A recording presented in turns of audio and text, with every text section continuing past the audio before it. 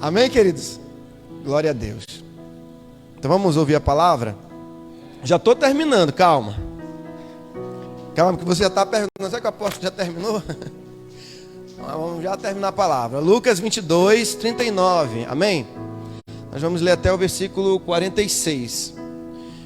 Que diz assim a palavra do Eterno. Vamos ler juntos? Diga assim: E saindo, foi como de costume para o Monte das Oliveiras, e os discípulos o acompanharam. Chegando ao lugar escolhido, Jesus lhes disse: Orai para que não entreis em tentação. Ele, por sua vez, se afastou cerca de um tiro de pedra e de joelhos orava, dizendo: Pai, se queres, passa de mim este cálice, contudo, não se faça a minha vontade, e sim a tua. Então lhe apareceu um anjo do céu que o confortava. E, estando em agonia, orava mais intensamente. E aconteceu que o seu suor se tornou como gotas de sangue, caindo sobre a terra. Levantando-se da oração, foi ter com os discípulos, e os achou o quê? Dormindo de tristeza. E disse-lhes: Por que estáis dormindo? Levantai-vos e orai, para que não entreis em tentação. Amém? Vamos orar? Continue de pé por mais um momento. Soberano Deus e eterno Pai, te apresentamos esta palavra. Que essa palavra, Senhor, nessa noite ela venha na medida. Que essa palavra venha de encontro, Senhor, aquilo que de fato nós precisamos. Fala o nosso coração de uma forma especial. Fala o nosso coração de uma forma que sejamos transformados, Senhor, nessa noite. Pai, que a Tua palavra não passe de nós sem realizar e cumprir as transformações que precisamos. Meu Deus, em nome de Jesus, lança por terra todo impedimento, tudo aquilo que se levanta para tirar a nossa atenção e a nossa compreensão. Dai-nos o espírito de inteligência e de sabedoria, que nessa noite, neste lugar, o Teu nome seja exaltado e glorificado. Pai, em nome de Jesus, toma a direção de tudo. Acampa os Teus anjos, meu Deus, guardando este lugar. É o que nós te pedimos, é o que nós já te agradecemos, te pedimos e te louvamos, em nome de Jesus. Se a igreja crê, diga amém. Amém. Glória a Deus. Amém, queridos. Podeis sentar, em nome de Jesus Cristo. Eu queria falar um pouquinho, queridos, nessa noite, sobre decisão. Amém? Sobre a liberdade para decidir. Estava eu ali meditando nessa tarde para trazer essa palavra, e me veio essa palavra da parte do Senhor em Lucas, né, para trazermos nessa hora. E o que eu quero meditar com vocês é sobre essa temática. Diga assim: livres para decidir. Diga para o seu irmão que está aí do seu lado: você é livre para decidir. Diga mais uma vez: você é livre para decidir. Amém? E o que eu quero pensar um pouco sobre isso com vocês nessa noite é sobre a importância das nossas decisões, principalmente nos momentos difíceis da nossa vida. Porque tomar decisão em momentos favoráveis às vezes se torna fácil, mas tomar decisões em momentos difíceis, conturbados, desafiadores, aonde o melhor caminho é também tomar uma decisão, mas eu quero dizer que a decisão que nós temos que tomar é a decisão correta, mas acabamos tomando decisões erradas. Mas a decisão, ela tem um poder, e eu quero fixar aqui na decisão correta que nós devemos tomar. E essa decisão correta também tem que ser uma decisão responsável. Certa vez eu vi um rabino dizendo que ao lado da estátua da liberdade nos Estados Unidos, deveria ter uma outra estátua chamada estátua da responsabilidade. Porque não basta apenas pensarmos sobre liberdade e o poder que nós temos para decidir por meio dessa liberdade, se nós não tivermos também responsabilidades. E onde que eu quero entrar um pouquinho sobre esse pensamento de liberdade com responsabilidade e o poder para decidir, justamente no propósito que guia a nossa vida.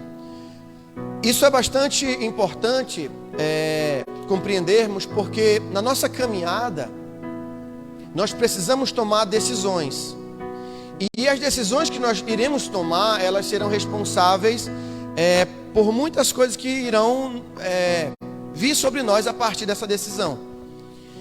E essa decisão ela deve ser carregada com uma ideia de propósito, uma ideia de sentido para viver.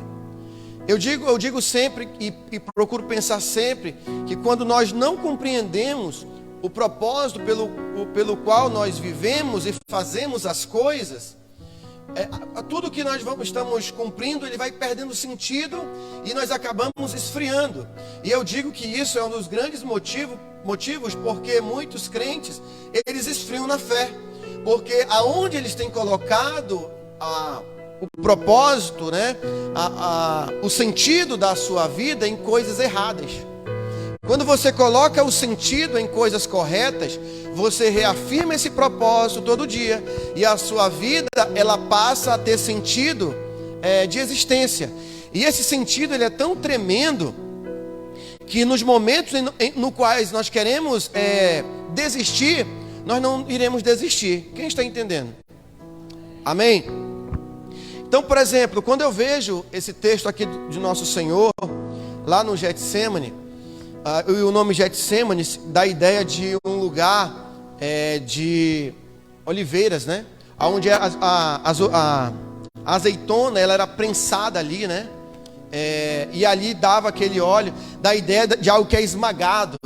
E Jesus vai justamente para um momento muito difícil da sua caminhada, que é praticamente já o destino para a cruz.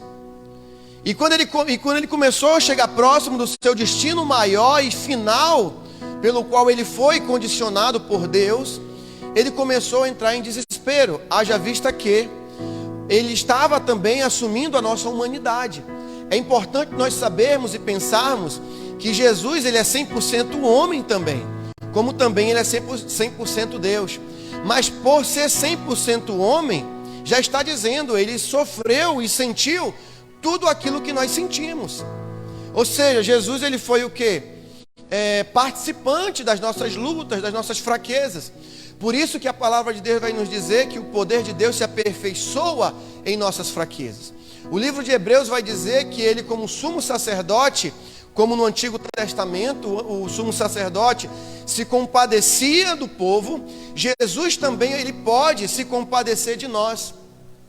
Mas para que isso aconteça, é necessário que você creia que ele pode se compadecer de você.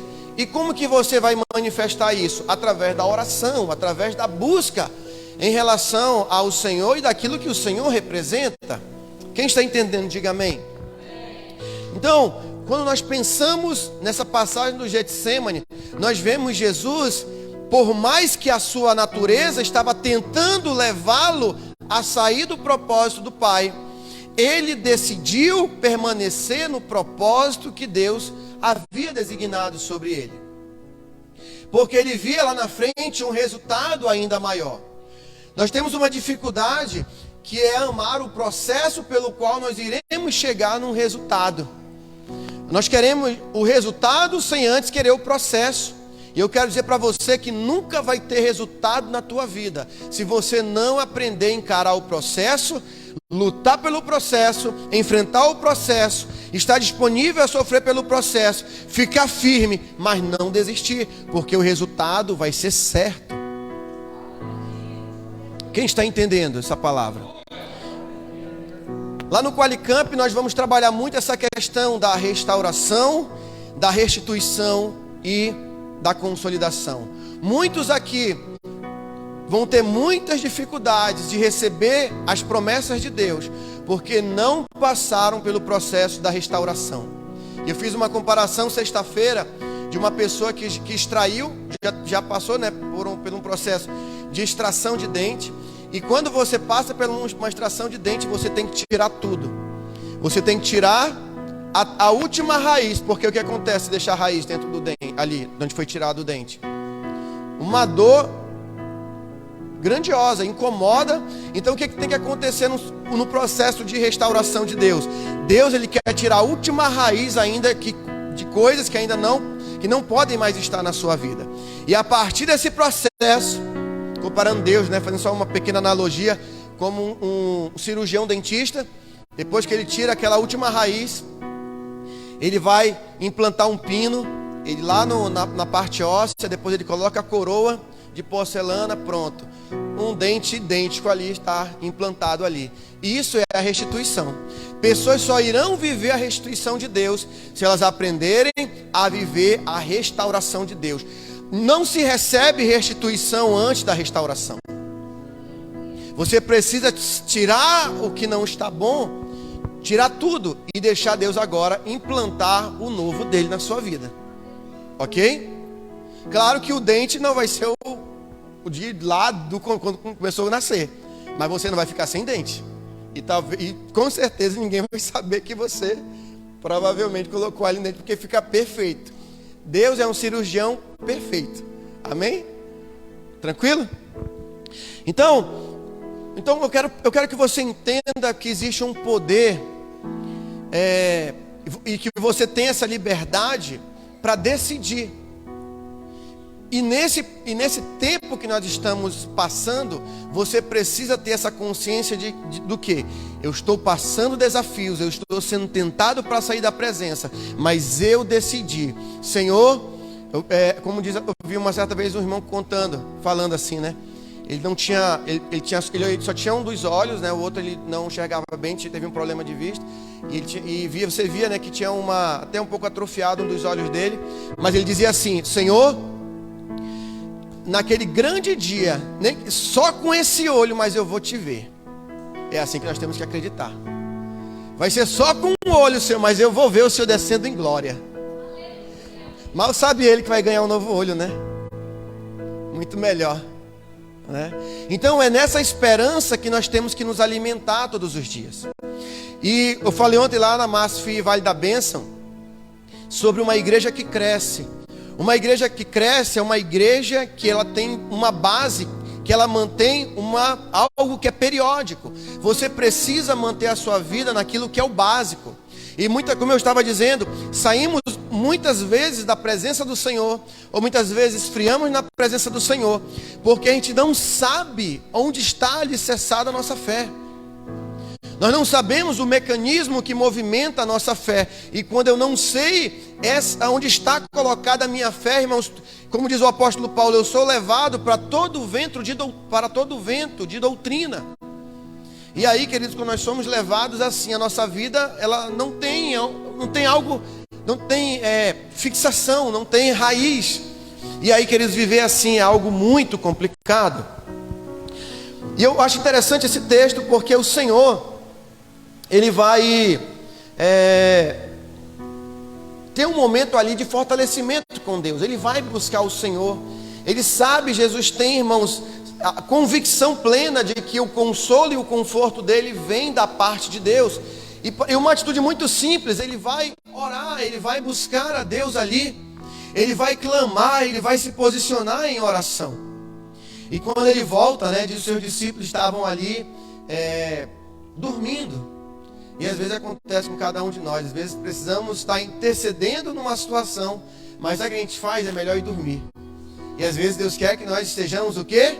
Intercedendo, né? Que nós estejamos intercedendo com o coração ligado ao dele.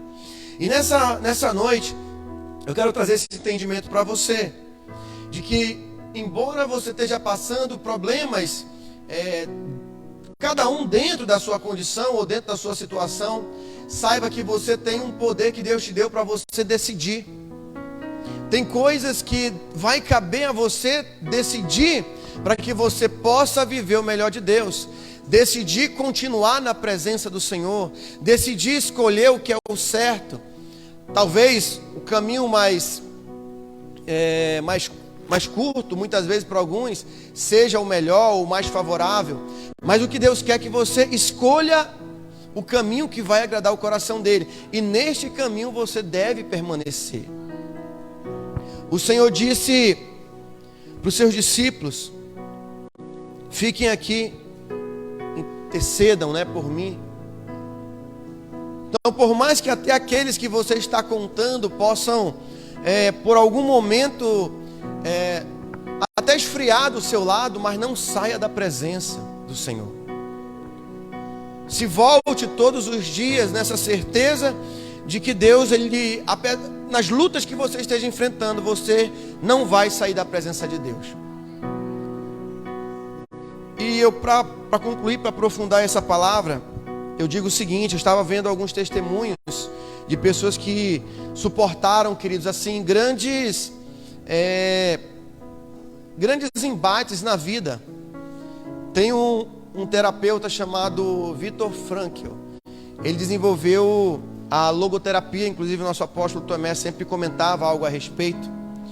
E ele desenvolveu a logoterapia mostrando que, apesar das tristezas mais profundas que você pode passar, você ainda tem a liberdade de escolher não se aprofundar na tristeza e superar essa dificuldade, esse trauma da melhor maneira possível. E de onde que Viktor Frankl tirou essa teoria? Ele tirou do seu próprio sofrimento. Ele foi convidado no tempo da Segunda Guerra Mundial, no tempo do nazismo na Alemanha, durante a Segunda Guerra Mundial, para ir para os Estados Unidos e fugir da perseguição nazista.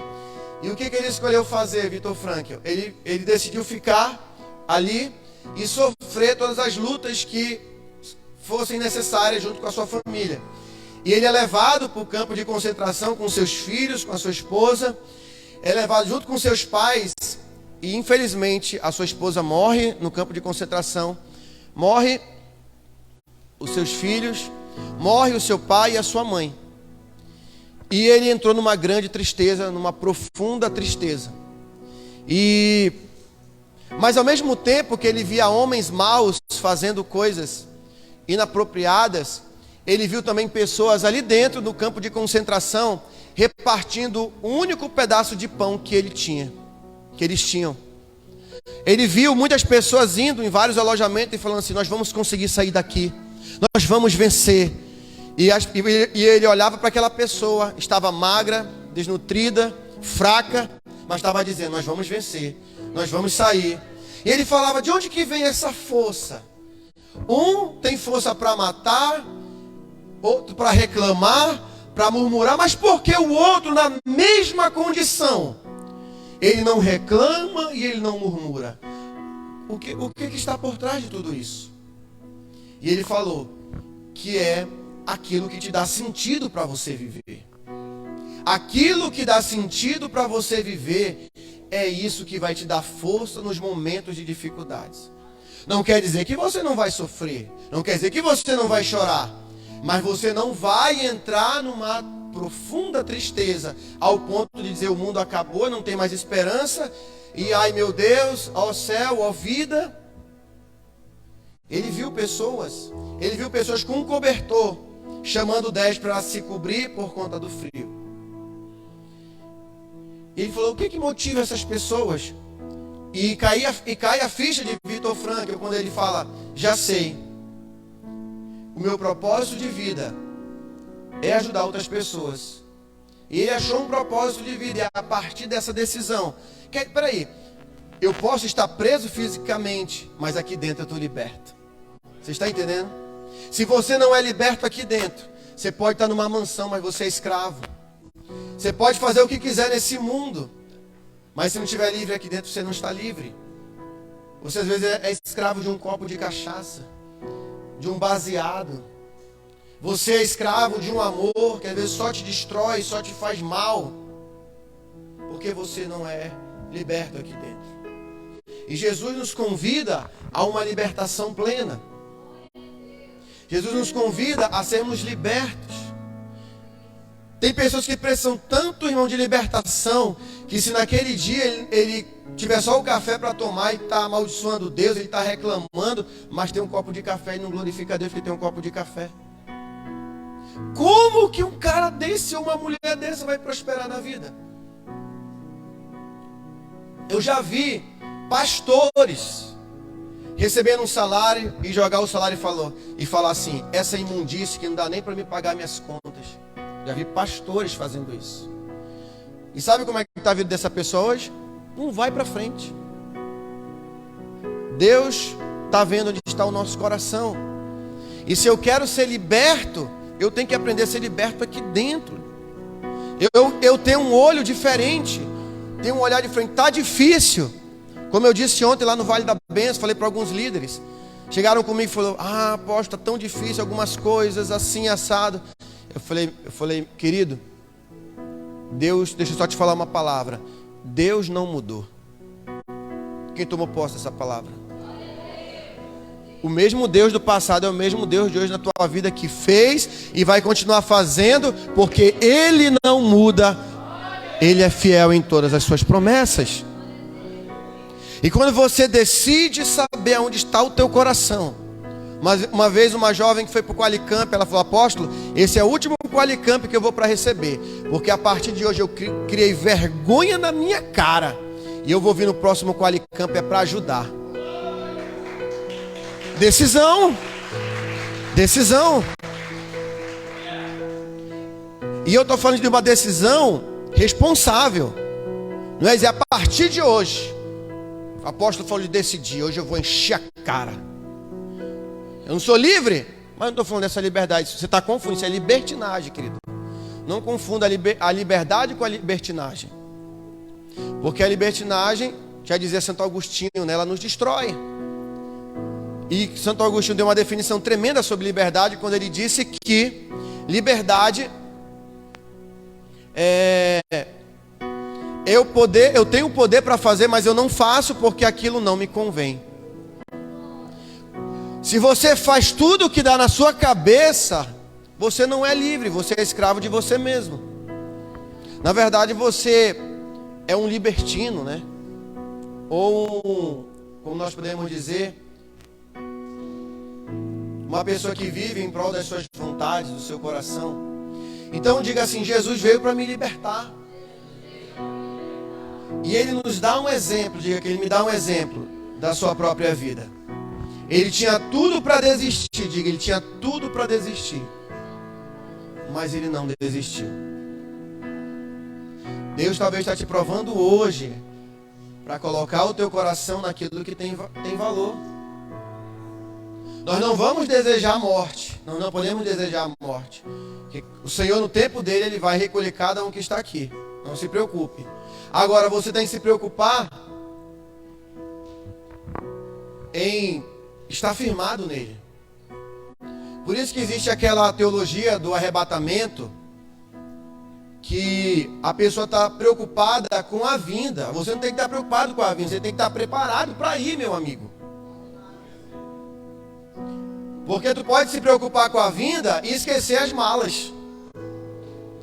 Não se preocupa na hora que o avião vai chegar lá no aeroporto. Esteja na hora certa lá no aeroporto. É assim que funciona. Ou você pensa quando o avião chegar ele vai ficar te esperando? Deu o horário, ó. Já era. E vê se entra. Não entra não. Quando diz lá assim, portas fechadas, portas em check-out, acho que ele fala, né? Acho que eu li uma palavra lá, né? Que ela está sendo pressurizada ali, né? A aeronave, e fechou. Ali não abre mais, agora até o destino. Até chegar lá na MASP Nordeste, né? Tem uma profecia aí, irmãos, que vai ter uma MASP Nordeste. Eu não sei qual é o pastor que vai lá, mas que vai ter uma MASP Nordeste, vai. Amém? Só quero ver líder lá. Olha aqui, apóstolo, lá na Praia do Nordeste, evangelizando lá. Esse pastor não volta nunca mais para mandar, irmão. Ventilado. Ai, Jesus. Vai ser bom que vai ter pastores para ir lá de férias, né? Quando for para ministrar. Outros pastores. O presidente vai ficar aqui em Manaus, meu presidente, né?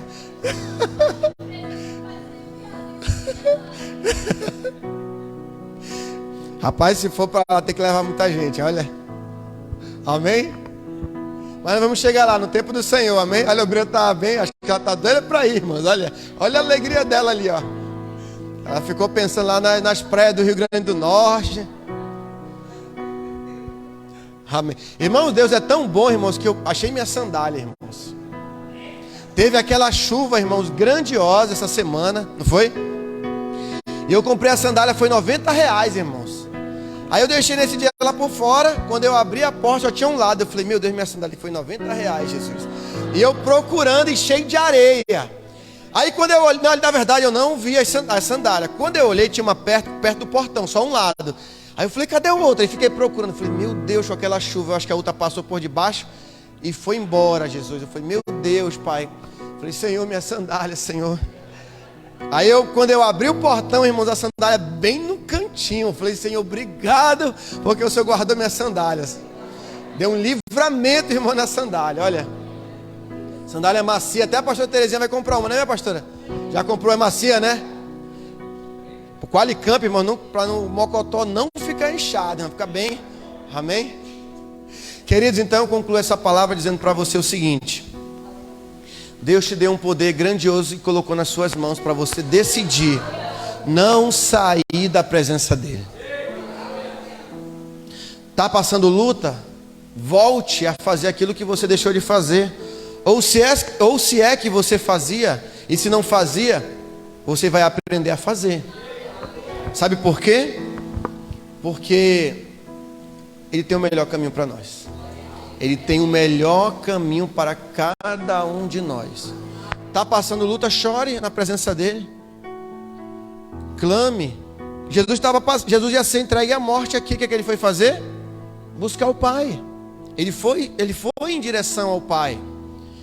Irmãos, e Jesus deixou muito claro que Deus está com os braços abertos para cada um de nós. Não importa o que você fez, Ele sempre vai estar com os braços abertos. Vai ter sempre uma voz te acusando, mas Deus não acusa. Se você deixou, aquele que confessa e deixa, alcança misericórdia da parte do Senhor. Então você encontrou misericórdia, pode ir, porque Deus é contigo.